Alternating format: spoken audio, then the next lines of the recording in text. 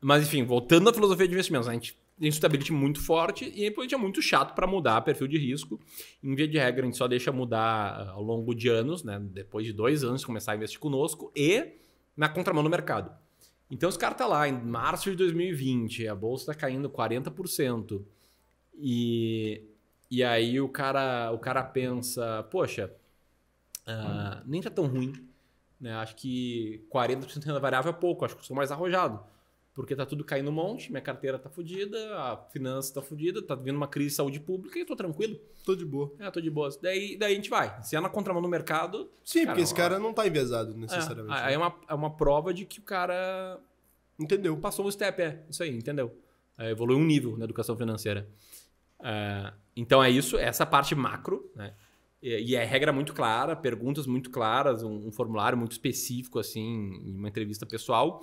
E aí, dentro de cada classe de ativos, a gente tenta trazer estratégias mecânica acho o nome ruim, mas estratégias quantitativas de seleção de ativos. Por que isso? Primeiro, porque a coisa que fez mais sentido para mim, tudo que eu li, tudo que eu estudei, assim, a lógica de investir de forma quantitativa, seguindo estratégias de value investing, foi o que mais fez sentido. Explica aí, quantitativa de value investing. Você não tem amor nenhum para quem tá começando. Nenhum, você não tá nem aí. Para quem ficou aqui no episódio... Como é que é o nome daquela mulher, aquela Suzana Vieira, né? Eu não tenho paciência para quem tá começando. Você é essa pessoa. Foda-se. Eu vou falar mesmo, quantitativo, sei lá o quê. Como é que a maioria das pessoas investem, tá? O que eu vejo? Elas ouvem alguém falando de alguma empresa. Ouvem alguém falando de, vamos chamar, JBS. Ouve lá, alguém citou JBS, ele fala, JBS, vale a pena investir em JBS? E aí vai atrás de informações sobre JBS para tentar tomar sua decisão.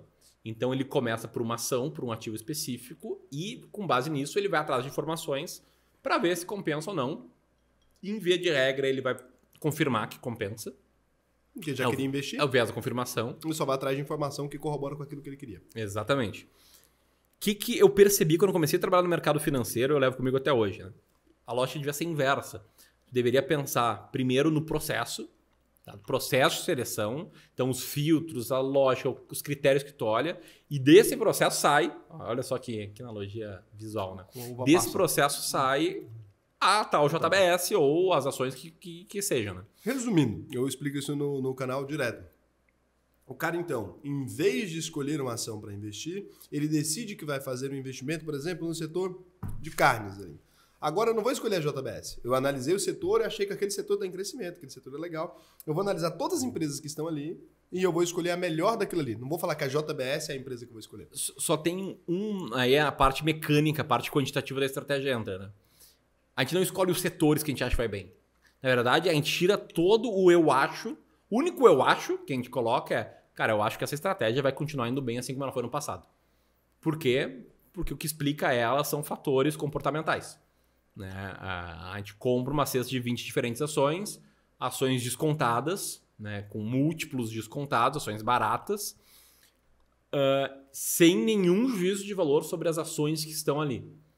Então vocês não fazem uma análise, vocês fazem uma análise somente dos indicadores ali, por exemplo, ou daquela empresa em si. Sem analisar, por exemplo, fatores subjetivos. Marca, por exemplo, a força da marca, isso não entra nada disso. É número. É número e número passado. Número então em tecnologia não entra. Puta, é raro. Teve um ano que a gente teve positivo. Não sei se entra bem como. Não entra. Então é porque eu falo as Big Tech nenhuma entra. Não. Big Tech não. Porque não tem número para fazer isso. Né? Não tem. Na verdade, tá? Se for olhar ali, antes de a gente começar a fazer gestão de carteiras, se eu não me engano, foi a Apple. A Apple teve indicador de empresa muito barata. Sim. Ela tinha uma relação EV/EBIT muito baixa, porque ela tinha muito dinheiro em caixa, então baixa o EV. Ela tinha um EBIT muito alto e o mercado era cético. O que é EV? O Enterprise Value, mas vai lá e explica aí. Eu tô te escutando a parada, né? Não é isso, é porque... Teu podcast, não é isso, não. Eu só explico para as pessoas porque eu sei que, tipo assim, o cara chega e aí ele fala assim, cara, eu adoraria entender o que esse cara tá falando. Mas às vezes o cara pega ali, o EV por EBIT. Daí ele fala, aí me fudeu. Vou explicar visualmente aqui, tá? É o seguinte, o líquido aqui é o valor de mercado da empresa, quanto a empresa vale, né? A quantidade de ações vezes a cotação da ação. O cara que olha o preço por lucro, por exemplo, ele está olhando o preço, que é isso aqui, em relação ao lucro. Só que isso aqui não é tudo que o dono paga. Né? Por quê? Porque o dono de uma empresa, ele é o dono da dívida da empresa. Que seria essa parte branca aqui, essa parte vazia. Só que, por outro lado, ele também detém o caixa da empresa. Então, em vez de olhar só para o preço, o EV ele olha o preço mais a dívida menos o caixa. Embora não esteja diminuindo aqui, é uma lógica assim de, cara, qual... Vou aumentar a dívida. Pra mexer na quem tá ouvindo, eu peguei a garrafa de uísque que ele tava usando como exemplo, a parte cheia, a parte vazia, e eu bebi. Então, aumentei o prejuízo. Pra quem tá ouvindo, né, imagina uma garrafa de uísque, a parte tem o líquido, é o valor de mercado, a parte tá vazia é a dívida, e a soma dos dois é o valor da empresa, o valor Enterprise da Value, que a gente chama no... Que é o Enterprise Value, que é o valor total que alguém tem que pagar para comprar uma empresa. Aí isso pelo EBIT. O que a gente faz, né? Hoje, como a gente tem uma equipe, uma estrutura grande... a gente usava antigamente o EV/EBIT porque o EBIT é a métrica mais próxima... Lucro operacional. Lucro que a empresa tem fazendo aquilo que ela foi feita para fazer. Sem contar, para quem tá pegando aí, sem contar investimentos, por exemplo. Raul, eu tenho lá minha carteira de investimentos. Aquela carteira de investimentos rende 100 mil por mês, por exemplo. Só que eu ganho do meu trabalho 50. Então, quando a gente olha EBIT, eu só contaria 50. Exatamente, perfeito. E aí, hoje a gente ajusta, tá? A gente transforma o EBIT no que é o resultado operacional. Porque às vezes tem umas bizarrices, né? Tem uma empresa, sei lá, Companhia Energética de Brasília. Ela vendeu o braço de distribuição e entrou uma receita não operacional do caralho, aumentou o EBIT. Mas aí é foda, ela vendeu o que ela fazia. Acabou. Acabou a empresa, mas o EV/EBIT tá em mas zero, o número aqui tá top agora. Que assim, você olha o lucro da empresa naquele ano, tá lindo. Aí vocês então encontraram lá que a Apple, por exemplo, tava com múltiplo e colocou na carteira. Não, porque foi antes de a gente começar a fazer gestão. Mas é só pra responder a tese das big empresas. Mas esse então nunca mais surgiu, né? Nunca mais. Então você é meio ali um Benjamin Graham Um Benjamin Graham moderno. De que região que você é? De Porto Alegre. É o Benjamin Graham gaúcho. Imagina um Benjamin Graham com loirinho ali, uma gaúcho. bombacha. Não é o Jorge Soros, né? Do fórum ali, mas já pode colocar Benjamin Graham de bombachas. Então essa é a tese de investimento ali que você acaba utilizando. Então é muito, muito focada mesmo nos indicadores, né? Muito mesmo, né? De preço e tal.